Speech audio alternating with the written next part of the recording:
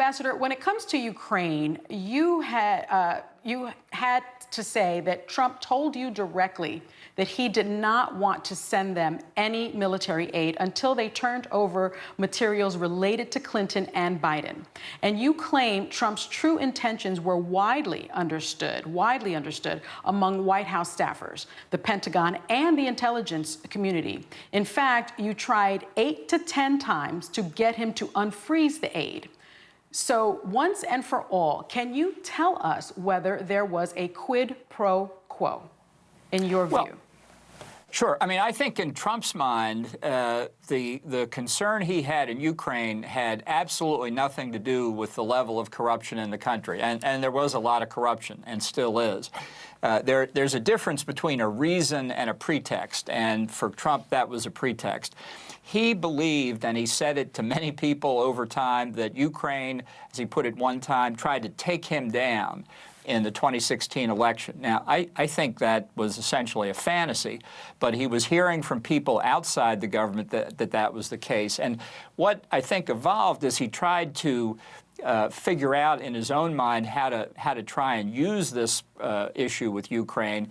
He discovered this security assistance. And he thought that might do the trick in order to get investigations of Hillary Clinton and Joe Biden. And that it wasn't necessarily revealed simply in the conversation that I mentioned in the book. I think everybody dealing with the broader Ukraine policy issues understood it. You know, when Gordon Sondland, the U.S. ambassador to the European Union, testified before the House, he said, I think I have this right, he said everybody was in the loop.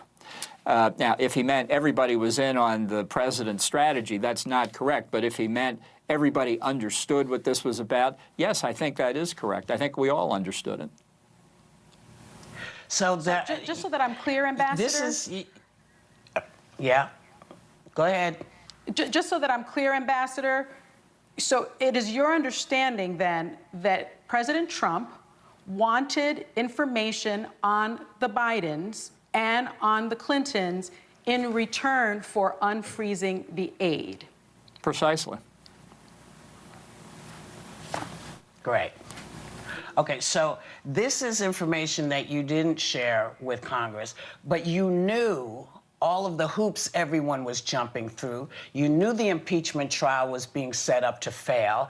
You say that the Democrats committed impeachment malpractice, but I think everyone who was in power there did this. Everyone did this to the American people.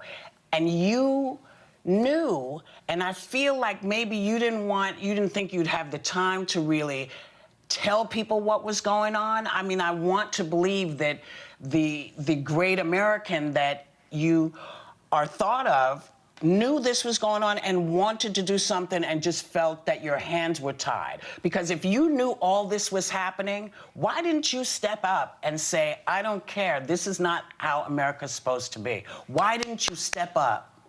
Yeah, look, in the time I was in government, my focus, and I think the focus of Mike Pompeo, Mike Esper, others involved, was get the security assistance released to Ukraine. We were facing a September 30 deadline by which the money would disappear.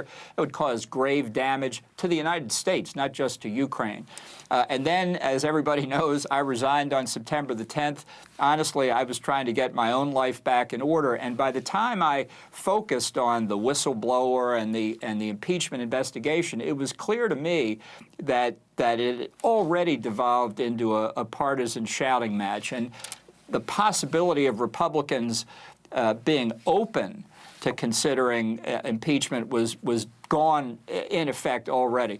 We've had precedent within memory. I remember it vividly, how to conduct a real impeachment process aimed at getting a president removed from office as opposed to virtue signaling. The Ervin Committee, Sam Ervin, Democrat, Howard Baker, Republican, worked for an extended period of time to develop evidence on Richard Nixon. And ultimately, it was Republicans that stood out publicly to say that Nixon should resign. Jim Buckley, elected from New York on the Conservative Party ticket, was the first senator to say Nixon should resign. That model not guaranteed to work here either, but the model that was followed didn't work. And I believe that the way the partisan nature of the proceedings evolved, what I said would not have made a bit of difference. And I wasn't the only one who could say it. There were plenty of other people who could have said the same thing. Yes, but John Bolton, the way that most people thought of you, they thought you were the man. You could have stood above the fray and said, this is not good.